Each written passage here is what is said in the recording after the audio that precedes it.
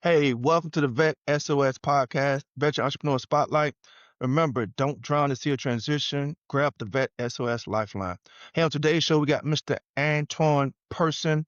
He's widely known as a skillful advisor. He's a retired U.S. Army officer, entrepreneur, and business coach with more than 2 decades of leadership experience leading complex organizations across the Department of Defense and the private sector. He is the founder of Skillful Brands, where he helps entrepreneurs simplify complexity, build scalable systems, and grow sustainable businesses.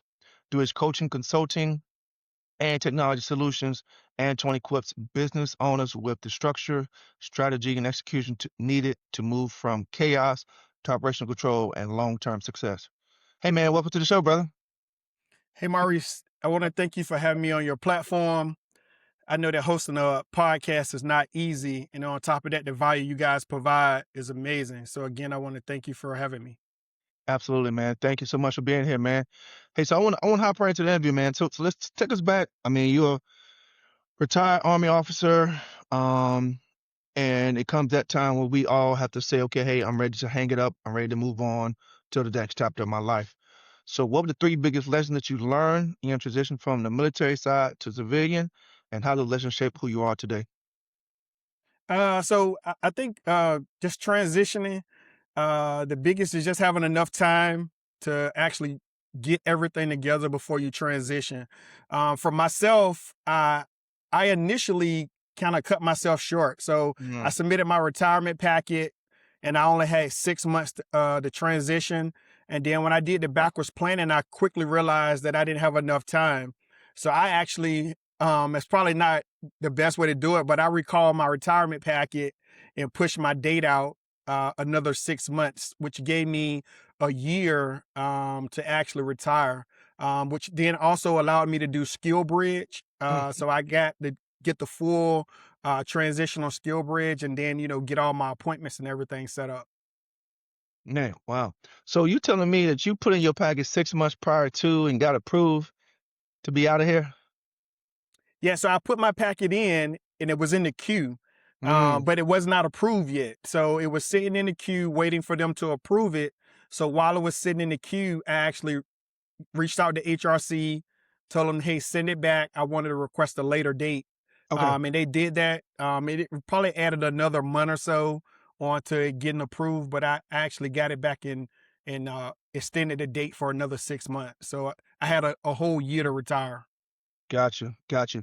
Now, for you, was that not enough time, just enough time, or did you need more? I think right around a year is enough time, but everybody's situation is different, and it's all about your command. And if they have you, still doing, the work every day. But for me, it was enough time. I worked with my command and they allowed me to go to my appointments. They allowed me to take advantage of the Skill Bridge program, as I was stating. So for me, a year was right around the right time. For me, I was a battalion commander and the new commander had just came in. So we did a change of command. So the person that was replacing me was pretty much there. So my unit really didn't have a need for me to be, coming in doing a lot of stuff. Got you. Now, take me back to the moment entrepreneur sparked for you. I mean, what's going on in your life? What's happening? Because I mean, a lot of your battalion commander, we can easily take a government contracting job or even a government GS job and fall right into place like it was yesterday. So, what was it for you that made you either pivot from the a corporate route or pivot from whatever you're doing to go the entrepreneur route? Yep. So for me, I started just messing around with entrepreneurship back in 2007. Um, you know, as you know, in the military, you deploy and then you PCS to different locations. So I kind of got into real estate initially back in 2007, where, I was buying real estate everywhere I PCSed, and, kind of became a real estate investor. Hmm. So, after that and throughout my career, I had other business ventures that, I felt was great. So when I transitioned out of the military, for me, I know that I didn't want to go back to doing contracting work or anything for the government. So, entrepreneurship kind of like fell into my arena. I had a lot of people that were asking me for advice and tips on, how to start different businesses. So pretty much I just brought a lot of those principles from the military, and kind of shaped the businesses that I build today and, what I do through Skillful Brands.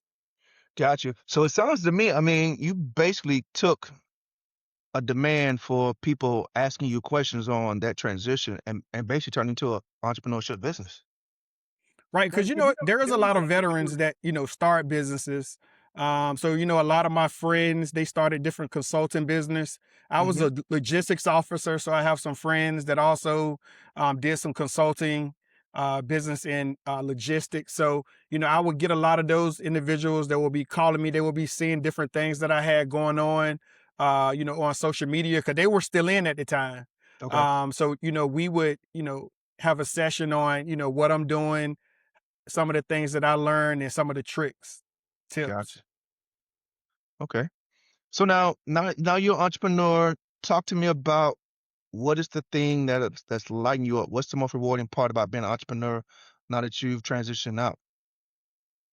Yep. So, I think for me, my shift in entrepreneurship really began when I realized that, being busy in a business does not actually build your business. Mm, And just like so many other owners, at the time I still had a full-time job. I had the responsibility of being a husband and a father. Um, and I was trying to, grow a business. But the level of involvement really from being a part-time, it became a full-time thing. So the lessons, my lessons changed. I realized that all entrepreneurs kind of struggle at some point. yeah, But it's not that they have a bad idea. They just probably don't have the structure, behind what they're doing. So I kind of just focused on the framework of my business. And then once I realized that failure may in your business maybe because of the framework, I was like, mhm, hey, I really need to share this with other people. So I started teaching people the framework that helps my business run. got you. So I want you to say it one more time. You said something profound that I want the person in the back who may have missed it, they grabbed a cup of coffee, but you stated that being busy doesn't really truly mean productivity in your business. Talk to us about that a little bit Right. more. Right. So being busy in your business does not build a business. So, Mm, I was on the grind every day, just doing turning, meeting clients, but that was not generating sales. I was wearing all of the hats in the business. So I was the web developer, I was the CPA, I was the salesperson. And what I quickly realized that was a lot of busy work. So I mhm, felt that I needed to hire individuals that had a zone of excellence. So these were experts that were web developers, yeah, AI, strategy, people, and let them actually do what their experts at. And then that'll allow me to be able to network, get out and meet other people that I can leverage, to help my business grow. got you. Now, and I want to talk about this for a little bit longer. And this is my last question on this because I think a lot of business owners or a lot of entrepreneurs, once they get started, they kind of hold everything tight to their chest and they want to be everything to everyone. But for you, you understood from being in the military, we have to delegate as a leader. So what would advice, there's one little piece of advice you would give to that person who's trying to be the entrepreneur, the accountant, the person doing all the appointments, the person that's meeting everybody, the person that's trying to do everything and not really getting anything done. So two things, right? One is for veterans or people that are getting out. I I understand that a lot of the things that we learned in the military are great principles to bring into entrepreneurship. But once you become an entrepreneur, some of those leadership traits you may have to tweak or change a little bit to actually support your ideal client, whoever that is. Then second thing is I think that once you develop a framework, you will see that there's certain things that you have to just give up because you're not the expert. You'll end up spending way more money than you need to, and you could just hire an expert to actually get it done for you quicker. So Hmm. it's all about scalability. If you want to go slow, you probably can do it by yourself. If you want to go faster, you hire experts which will free up time for you to actually seek other mentorship and actually network in your business. Gotcha. Now, you talked about your journey a little bit, and now kind of talk to us, tell us what has been the most frustrating or hardest part about your journey, and how'd you deal with that? So probably one of the most frustrating things is, and definitely now, is the speed that stuff changes. By the Mm, time you put something in place now, maybe 2 or 3 weeks later, it's already changing.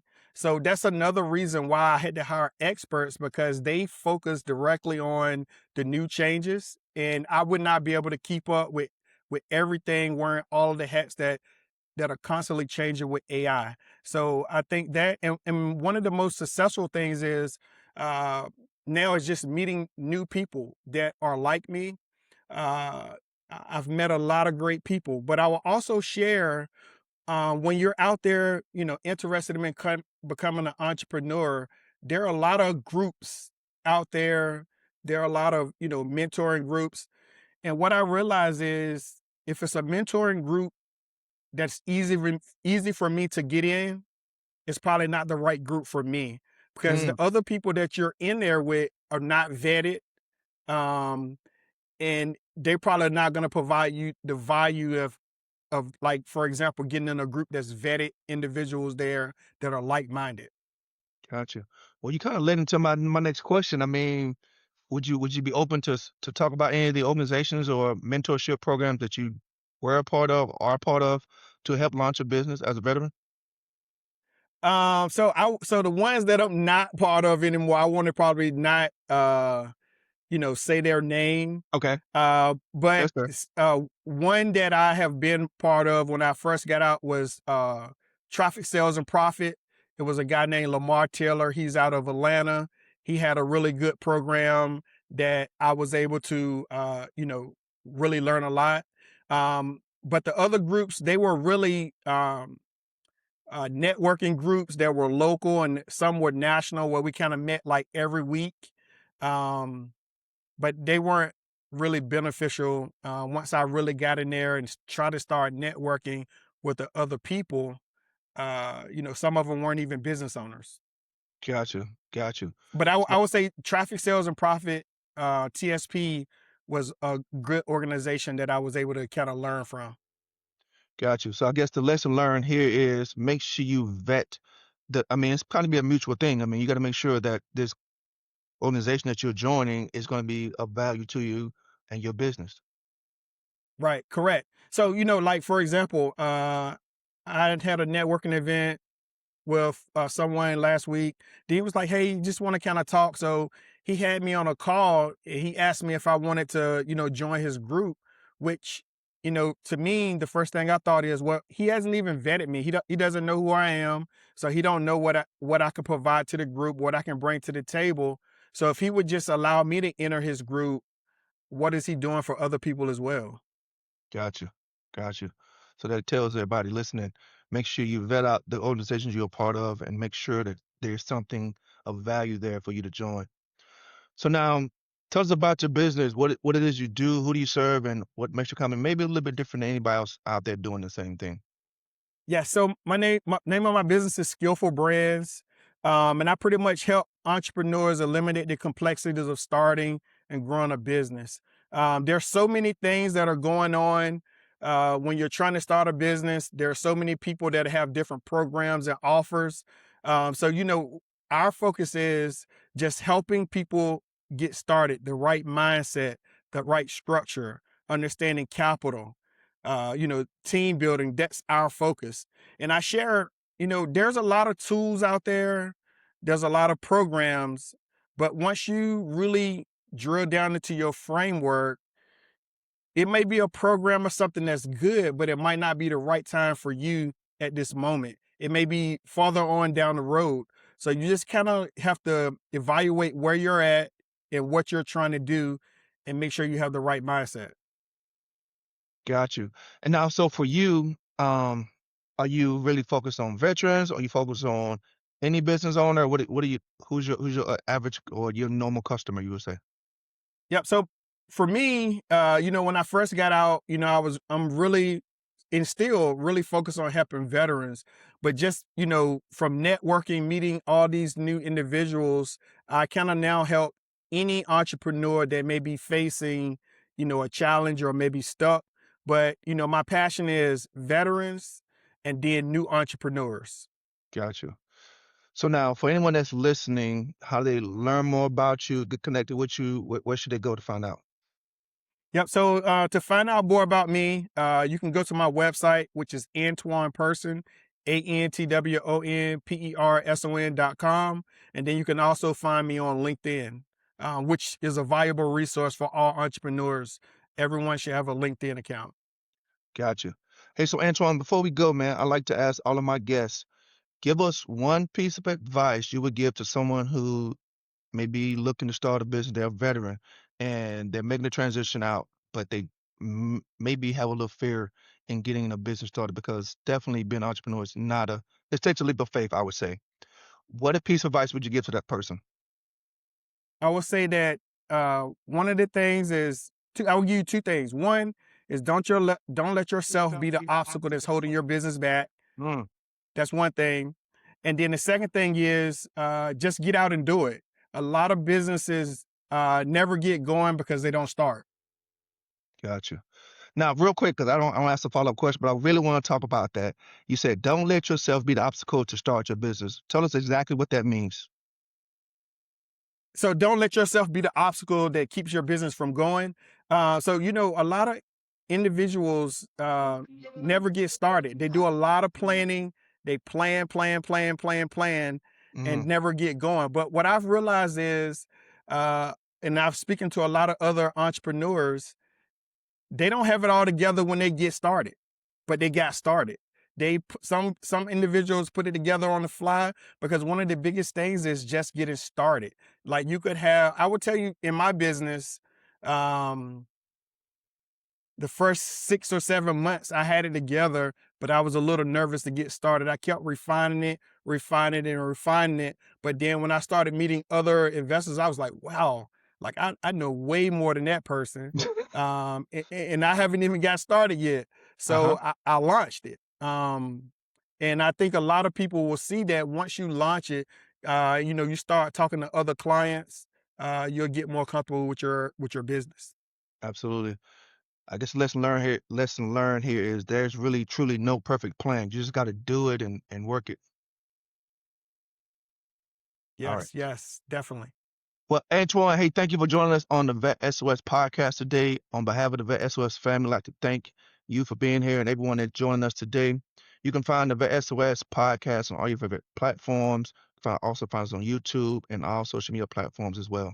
And when you go on there, please make sure you subscribe and follow Vet SOS so you don't miss this great interview we did with Mr. Antwon Person. Remember, our motto here is don't drown to see a transition. Grab the Vet SOS Lifeline.